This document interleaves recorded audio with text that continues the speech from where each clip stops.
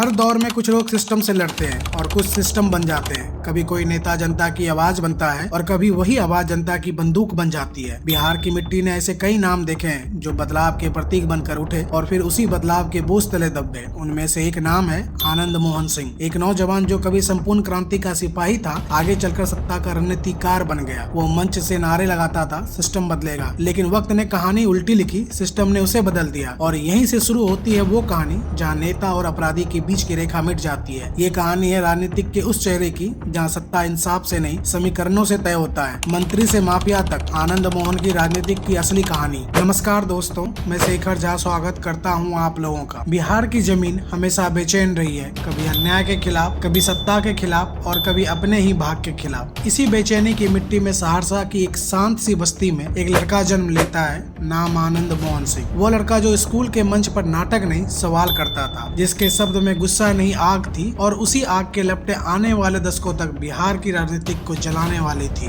वो वक्त था जब देश संपूर्ण क्रांति की बात कर रहा था। जयप्रकाश नारायण की आवाज गूंज रही थी कि अब राजनीतिक नहीं परिवर्तन चाहिए। और उस गूंज में आनंद मोहन जैसे हजारों नौजवान उठ खड़े हुए, जिनके हाथों में किताब थी लेकिन आंखों में क्रांति थी। जेपी आंदोलन ने इन्हें सिर्फ नेता नहीं बनाया, उन्हें यकीन दिलाया कि सत्ता डर से नहीं सच्चाई से बदले जा सकती है। कभी वो रेल की पटरियों पर नारे लगाता था, कभी थाने के बाहर भाषण देता था और हर बार उसका विश्वास थोड़ा और मजबूत होता गया कि वो भी किसी दिन व्यवस्था को हिला सकता है। लेकिन हर क्रांति की एक कीमत होती है और जो व्यवस्था के खिलाफ निकलता है उसे या तो व्यवस्था बदल देती है या वो खुद व्यवस्था बन जाता है। वक्त गुजरा, बिहार बदला, सत्ता बदली और वो नौजवान जो कभी भीड़ में नारे लगाता था अब उसी भीड़ के सामने मंच पर खड़ा था। 1990 में जब बिहार की सियासत जातियों और नारों में बढ़ चुकी थी, तब आनंद मोहन जनता दल के टिकट पर विधायक बने और पहली बार उन्हें वो महसूस हुआ जो हर क्रांतिकारी एक दिन महसूस करता है कि सत्ता और संघर्ष कभी एक साथ नहीं चल सकते। जो कभी भीड़ के बीच खड़ा होकर बदलाव मांगता था अब उसी बदलाव का हिस्सा बन चुका था। 1993 में उसने कहा कि मैं अपना रास्ता खुद बनाऊंगा और बना डाली एक पार्टी, बिहार पीपुल्स पार्टी, क्योंकि उसे लगा कि आंदोलन की आत्मा अब दलों में नहीं विचारों में बची है। पर राजनीतिक विचारों से नहीं चलती,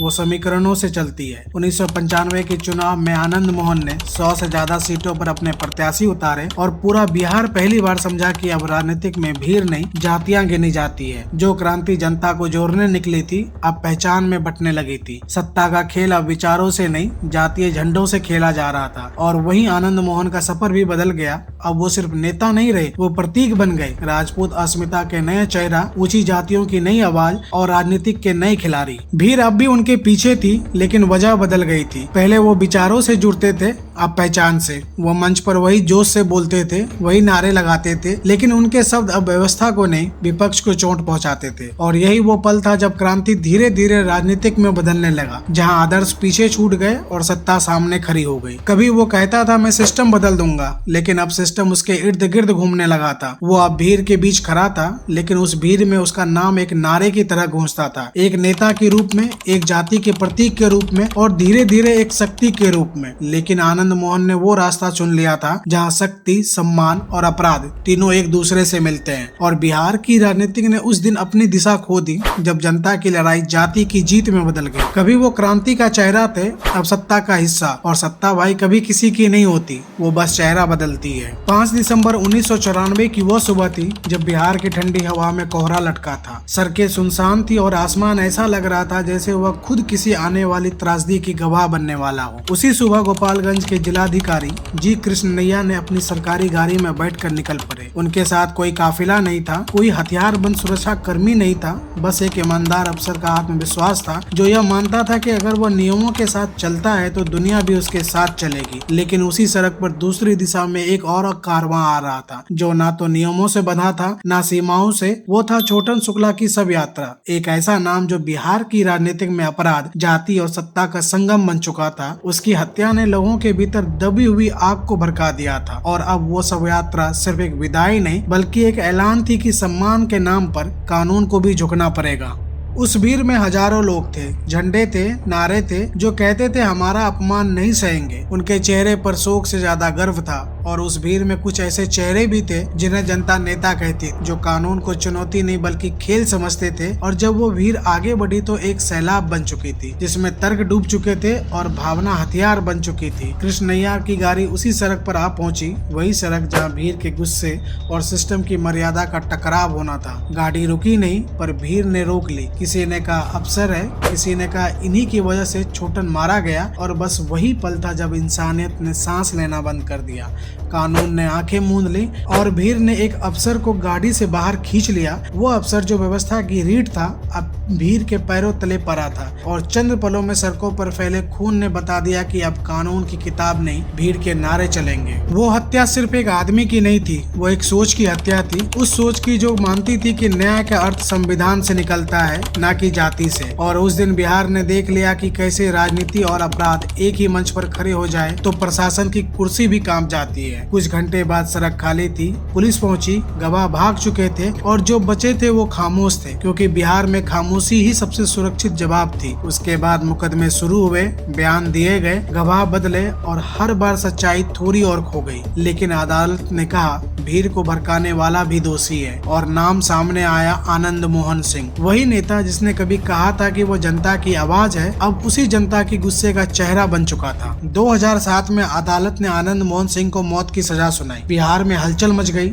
लगा कि शायद अब न्याय की जड़ें हिलेगी नहीं। पर एक साल बाद ही फैसला बदल गया। मौत की सजा उम्र कैद में बदल गई और बिहार ने सीखा कि न्याय भी कभी कभी राजनीतिक से डरता है। फिर 2023 आया और अचानक आनंद मोहन सिंह का नाम फिर से सुर्खियों में लौट आया। जब जेल के नियम बदले, जब एक लाइन हटा दी गई, पब्लिक सर्वेंट ऑन ड्यूटी, और उसी लाइन के हटने से वो दरवाजा खुल गया जो न्याय ने 2 दशक पहले बंद किया था। आनंद मोहन सिंह रिहा हुए। सरकार ने कहा प्रक्रिया कानूनी है, विपक्ष ने कहा यह फैसला राजनीतिक है, और जनता ने कुछ नहीं कहा, क्योंकि जनता अब इतनी बार देख चुकी थी कि उसे समझ आ गया था यह फैसले अदालत में नहीं समीकरणों में होते हैं। आईएएस एसोसिएशन ने विरोध किया, कृष्ण नैयर की पत्नी ने अदालत का दरवाजा खटखटाया, पर जवाब वही रहा, खामोशी। और यही खामोशी अब बिहार की पहचान बन चुकी है, जहां अपराधी नेता बन जाते हैं और ईमानदार अफसर तस्वीर में रह जाते हैं। 30 साल बीत गए, लेकिन वो सड़क आज भी वैसी ही है, वही मोड़, वही हवा, बस अब वहाँ कोहरे की जगह धूल है और लोगों के चेहरे पे शर्म की जगह आदत। अब वहाँ भीड़ नहीं है, पर अगर कोई ध्यान से सुने तो हवा में अब भी वही आवाज गूंजती है, अफसर को रोक दो। और वो गूंज याद दिलाती है कि 5 दिसंबर 1994 खत्म नहीं हुआ। वो दिन बिहार के इतिहास में तारीख नहीं, चेतावनी बन गया है कि जब राजनीतिक जाति से मिलती है तो इंसाफ मर जाता है, जब सत्ता अपराध से हाथ मिलाती है तो लोकतंत्र चुप हो जाता है, और जब जनता उस चुप्पी को स्वीकार कर लेती है तो इतिहास खुद को दोहराने लगता है। कानून का काम इंसाफ देना है और राजनीतिक का काम जनता को जोड़ना।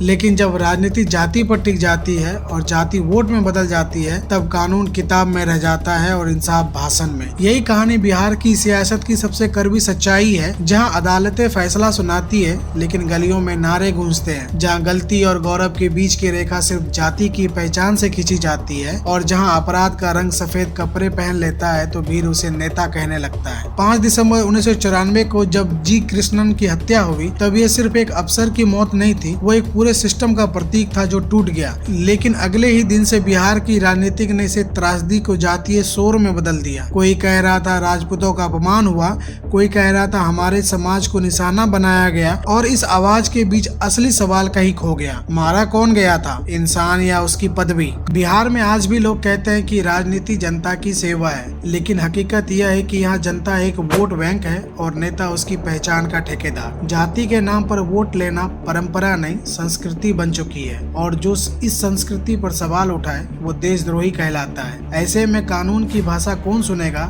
जब हर सड़क पर नारा लग रहा हो हमारे आदमी को सजा नहीं हो सकती। और यही वो पल है जहां लोकतंत्र कमजोर नहीं, बहरा हो जाता है। अदालत बोलती है लेकिन सुनता कोई नहीं, क्योंकि राजनीतिक ने कान बंद कर लिए हैं और जनता ने आंखें। लोग भूल चुके हैं कि कानून जाति नहीं देखता, पर वो यह नहीं समझ पाए कि राजनीतिक देखती है, और जब दोनों आमने सामने आते हैं तो राजनीतिक हमेशा जीतती है, क्योंकि कानून कागज पर लिखा है और राजनीतिक दिलों में। आज बिहार में अगर कोई पूछे कि न्याय किसका है तो जवाब मिलेगा अपने समाज का। कोई बोले कि अपराध क्या है तो जवाब मिलेगा जो हमारे खिलाफ किया जाए। और अगर कोई पूछे कि कानून कहाँ है तो लोग कहेंगे वो वही है भाई जहां आखिरी बार अदालत ने कुछ कहा था। 30 साल बीत गए लेकिन वो लड़ाई आज भी जिंदा है। अदालत के एक कोने में संविधान खड़ा है और दूसरे कोने में समाज। एक तरफ कानून की किताबें हैं, दूसरी तरफ जातीय झंडे, और बीच में खड़ी है बिहार की जनता जो हर चुनाव में इंसाफ नहीं अपनी पहचान चुनती है। कानून बनाम जाति की राजनीति, यह संघर्ष अदालत और सत्ता के बीच नहीं, इंसान और इंसान के भीतर का संघर्ष है, जहां एक हिस्सा न्याय चाहता है और दूसरा हिस्सा जीत, जहां संविधान बराबरी लिखता है लेकिन समाज ऊंच नीच गिनता है। और जब तक यह फर्क रहेगा तब तक हर फैसला अधूरा रहेगा, हर सजा अधूरी रहेगी और हर न्याय राजनीतिक रहेगा। आप लोगों का बहुत बहुत धन्यवाद वीडियो के लास्ट तक बने रहने के लिए। आपको यह वीडियो कैसा लगा कमेंट करके ज़रूर बताइए। साथ ही साथ वीडियो को लाइक, शेयर और चैनल को सब्सक्राइब जरूर कर दें।